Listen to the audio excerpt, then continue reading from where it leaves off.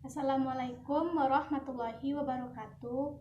Perkenalkan, saya Novela Mandani. Di sini saya berperan sebagai moderator dan 6 teman saya yang lain sebagai penyaji materi. Di antaranya ada Regia Rita, Mardatillah, Prizilia Maisellah, Nirwana, Sylvia Zahra, dan Lina Mariana Putri. Baiklah, kami akan menyampaikan hasil diskusi kami, yaitu tentang Pancasila sebagai sistem filsafat. Materi pertama akan disampaikan oleh Regia Harilita. Kepada Regia, dipersilahkan. Assalamualaikum warahmatullahi wabarakatuh. Saya Regia Harilita dari kelompok 5 akan membacakan materi tentang Pancasila sebagai sistem filsafat. Bangsa Indonesia sudah ada pada zaman Kerajaan Sriwijaya dan Majapahit dalam satu kesatuan. Dengan datangnya bangsa Barat, persatuan dan kesatuan itu dipecah karena ingin menguasai kekayaan yang ada di Indonesia. Mengapa Pancasila itu disebut sebagai sistem filsafat? Hal itu dikarenakan Pancasila merupakan hasil perenungan jiwa yang mendalam yang dilakukan oleh para pendahulu kita, yang kemudian dituangkan dalam suatu sistem yang tepat. Terima kasih. Saya kembalikan kepada moderator.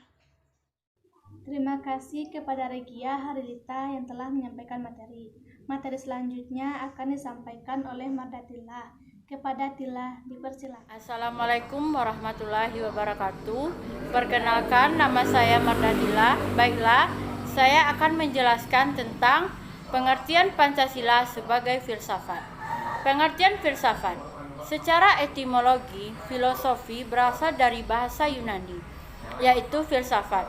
Dalam kata itu terdiri dari kata philos yang mempunyai arti cinta atau mencintai, dan sophia yang mempunyai arti kebijakan, kearifan, dan hakikat kebenaran. Jadi, secara istilah, filsafat adalah cinta pada kebenaran yang hakiki. Pada umumnya ada dua pengertian filsafat, yaitu filsafat dalam arti proses dan filsafat dalam arti produk. Dalam arti lain, filsafat juga berarti sebagai ilmu dan filsafat sebagai pandangan hidup. Arti Pancasila sebagai filosofi dasar negara adalah sama dan mutlak bagi seluruh tumpah darah Indonesia, serta mempunyai fungsi dan peran sebagai pegangan dalam sikap, tingkah laku, dan perbuatan dalam kehidupan sehari-hari dan dalam kehidupan bermasyarakat, berbangsa, dan bernegara bagi bangsa Indonesia dimanapun mereka berada. Baiklah, sekian dari saya. Terima kasih. Saya kembalikan ke moderator. Terima kasih kepada Mardatillah yang telah menyampaikan materi. Materi selanjutnya akan disampaikan oleh Prizilia Maisellah. Kepada Prizilia, dipersilahkan. Assalamualaikum warahmatullahi wabarakatuh. Perkenalkan, nama saya Prizilia Maisellah. Baiklah, saya di sini akan menjelaskan materi tentang dasar yang menjadikan Pancasila sebagai filosofi bangsa Indonesia. 1. Landasan ontologi Pancasila. Ontologi menurut Aristoteles adalah ilmu yang menyelidiki hakikat sesuatu atau tantangan keberadaan atau eksistensi, disamakan artinya dengan metafisika.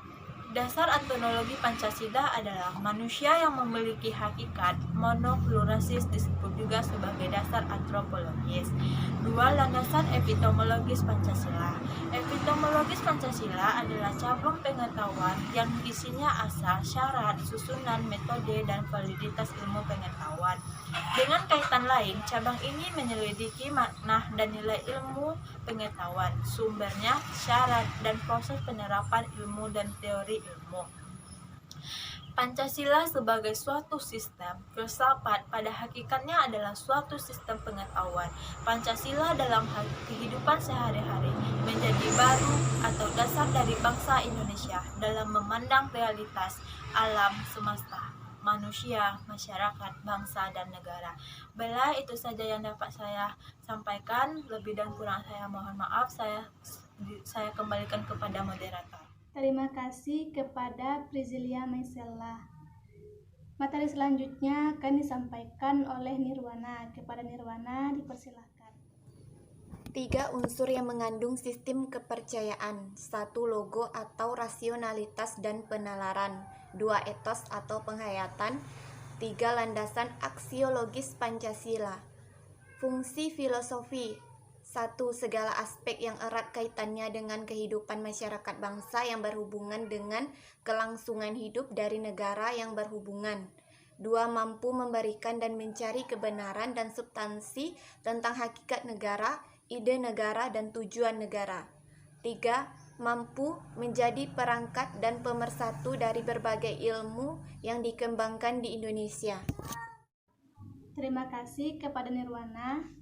Materi selanjutnya akan disampaikan oleh Sylvia Azahra. Kepada Sylvia dipersilahkan. Baiklah, saya Sylvia Azahra. Saya akan membacakan materi tentang kedudukan dan pandangan integralistik Pancasila sebagai sistem filsafat. Pancasila juga merupakan suatu sistem filosofi dalam sistem itu masing-masing.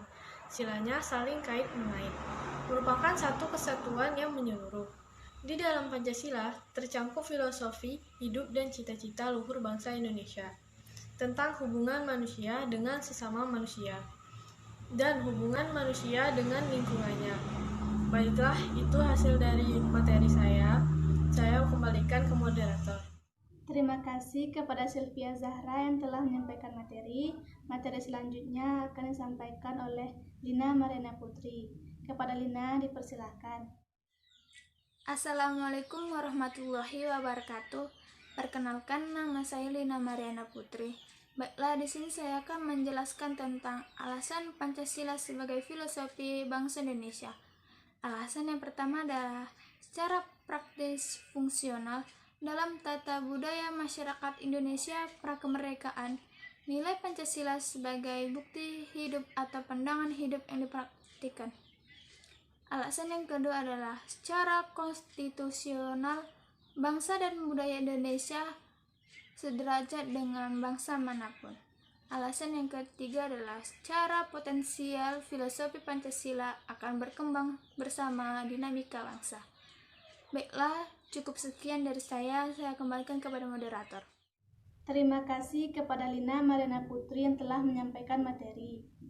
Baiklah, kesimpulan materi kita kali ini adalah Pancasila sebagai sistem filsafat mengandung pandangan nilai pemikiran yang saling berhubungan dan merupakan kesatuan yang utuh. Pancasila juga berfungsi sebagai dasar negara Indonesia. Pandangan hidup bangsa dan jiwa bangsa Indonesia ini yang sudah mulai menurun. Pelaksanaan yang bisa dilakukan oleh masyarakat Indonesia terkhususnya bagi pelajar adalah mencintai dan membina persatuan, serta membangun bangsa ini menjadi lebih baik lagi. Baiklah, hanya itu yang dapat kami sampaikan. Apabila ada kesalahan, mohon dimaafkan. Wassalamualaikum warahmatullahi wabarakatuh.